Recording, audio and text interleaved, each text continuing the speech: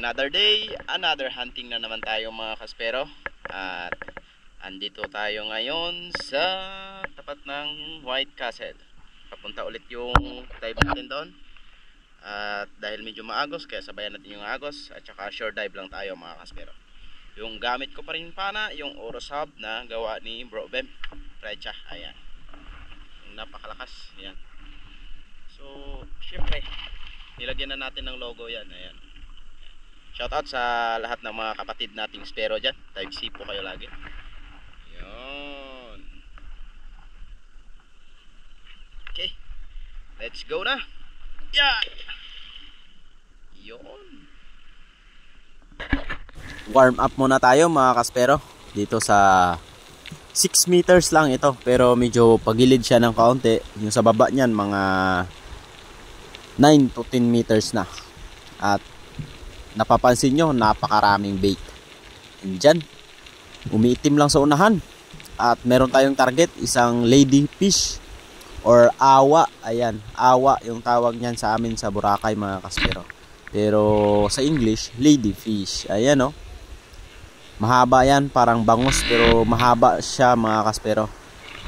Ayan.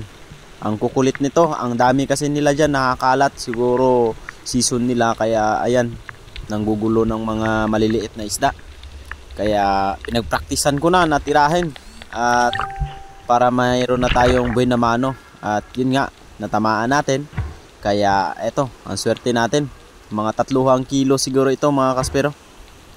Ayan, pwede na rin itong pang ihaw. Kaya sold na ang ating buhay na mano, pang ulam. Pagka secured ko nga ng ladyfish natin, bumababa ulit ako dito sa may buhangin na around 15 meters. At eto, tingin-tingin tayo sa paligid. Baka merong lumapit. At ayun, meron akong natatanaw sa malayo. Sobrang layo niya mga kaspero. Parang ayaw pang lumapit, nagdadalawang isip pa. At ayun, nakita ko na, isa palang yellowtail barracuda. Sobrang dami nila mga kaspero, kaya pinili ko yung mas malaki. At ayun, nung pagkatira natin, napababa yung pagkatama. Kaya ayun, nakawala, sayang. Pangalawang isda na sana yun. Malaki yun, around 6 kilos siguro yun mga kaspero. Ngunit nakawala. Okay lang, bawi na lang tayo sa next season. At ito, bumaba ako. At merong 2 talakitok. Yung malapad, siguro mga 1 kiluhan na yan, mahigit. Pero dito tayo sa mas magandang isda mga kaspero. Isang green job fish na napakasarap ikilaw, isigang mga kaspero. Ayun, kahit malayo, tinira ko na. Buti na lang, tinamaan. Sa pool pa rin kahit malayo mga kaspero. Ayun o. Ayos. Bali, meron tayong dagdag sa ating huli.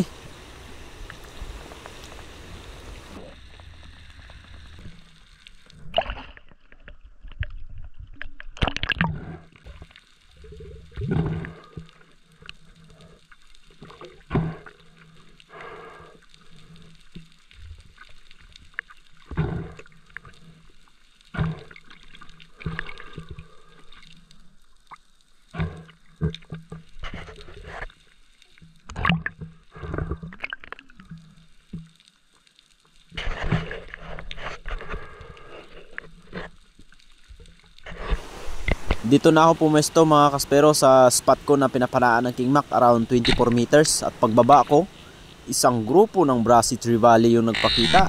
Kaya hindi na ako nagdalawang isip na tumarget ng 2. Kaya ayun, double kill.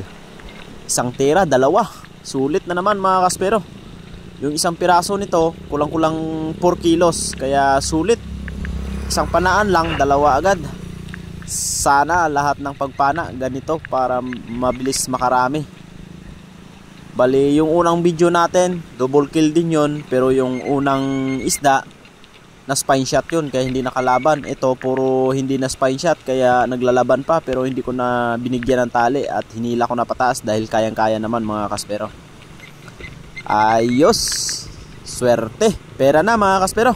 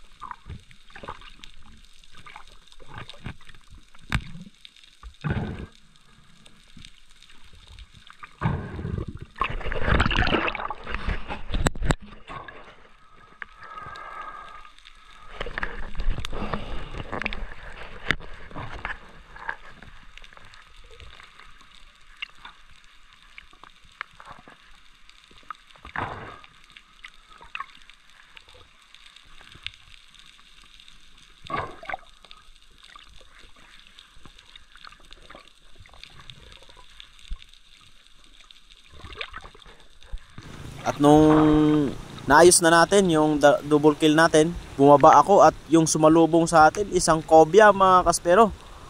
O halwan tasik tawagin sa amin. Ayun, ang laki nito mga kaspero. Nagpahabol pa at medyo malalim itong spot na to, around 24 meters. Kaya ito, hinabol ko na.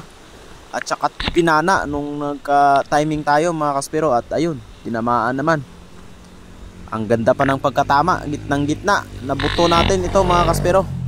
Sobrang lakas ng pana natin. Tagos talaga kahit nabuto. Bali nasa 3 meters yung layo nito sa atin nung pinana. Kaya ayun, buti na lang tinamaan.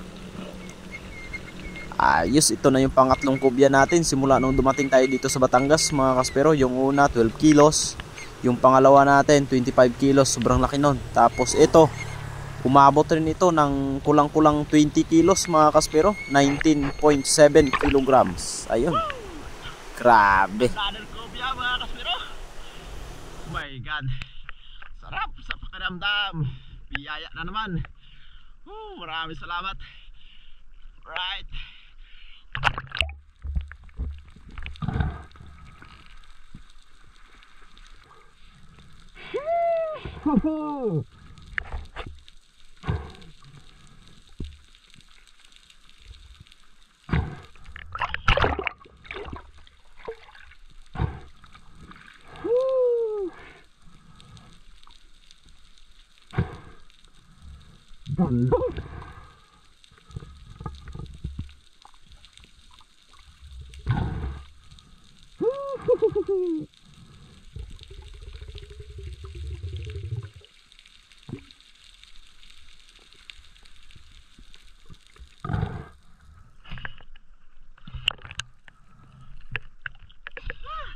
Mamaw na naman. Alright, tagos talaga mga kaspero. Laki, kumpya na naman. Oh, right. Laki mga kaspero.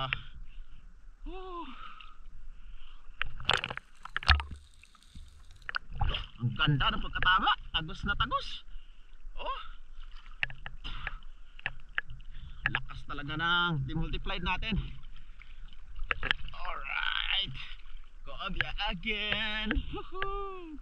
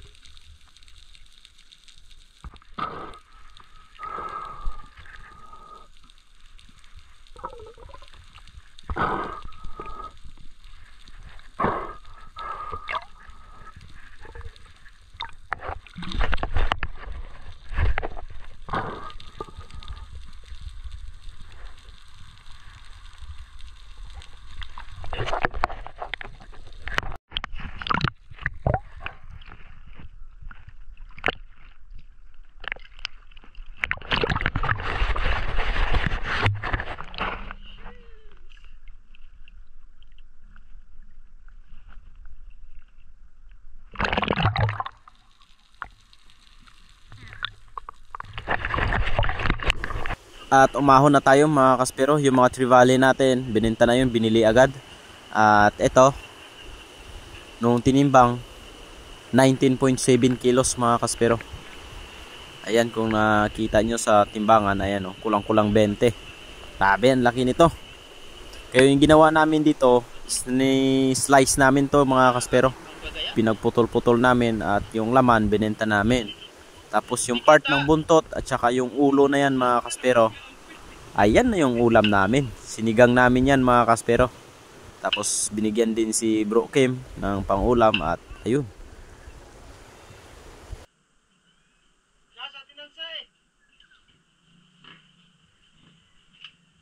Sarap lang naman, oh.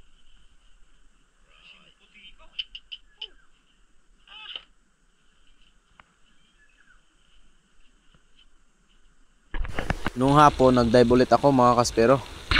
At pagbaba ko, eto agad yung nagpakita. Isang napakalaking tanigi na naman mga kaspero.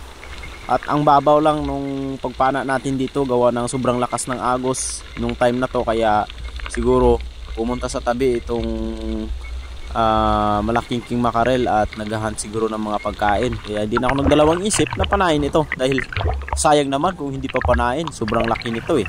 Kaya blessings na to sa atin mga kaspero, kaya wag na nating pakawalan pa.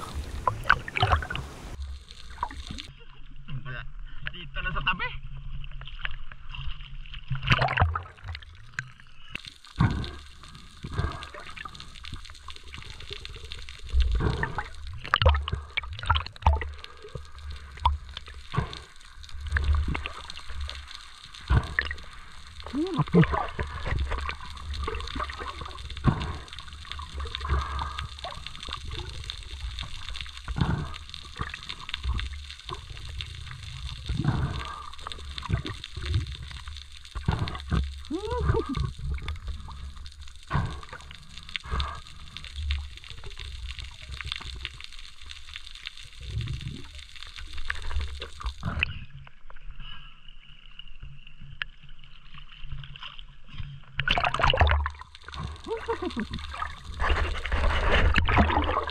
At syempre, binigay na to sa atin, kaya umahon na tayo mga kaspero.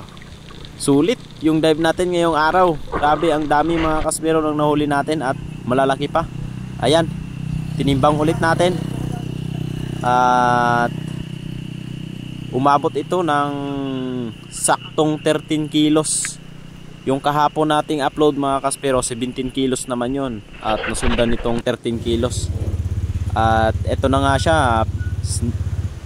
pinutol-putol na rin namin, gawa ng binili rin ito ng buo, tapos ni-request ng customer na puputol-putulin na namin ito. Bali 13 kilos at 350 yung kilo. Kaya kayo na bahala mag-compute mga kaspero kung magkano yung kinita ko sa isang king mackerel lang mga kaspero.